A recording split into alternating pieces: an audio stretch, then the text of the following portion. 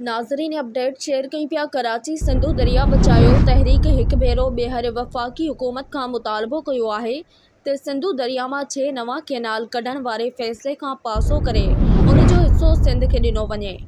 इन हवाले से लाइन ते मौजूद है उमरकोट में यूसुफ आसगण मंगरियो। जी यूसुफ, केड़ा तफसील आहिन, आगाह कजो।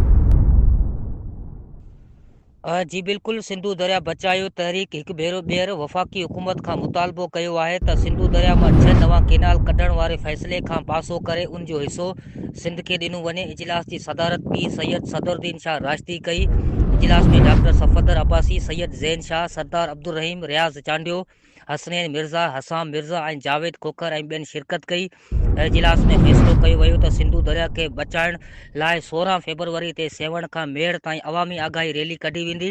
इजलास के हवाले से जीडीए जी इत्तलात वारे सेक्रेटरी सरदार अली शाह चयो त आलमी कानून मूजिब सिंधु दरिया ते पहिरियों हक़ सिंध जो आहे, जंहिंखे सिंध जो अवाम कॾहिं बि न छॾींदो। सिंध में अॻे ई ज़रई पाणी जी खोट आहे। जी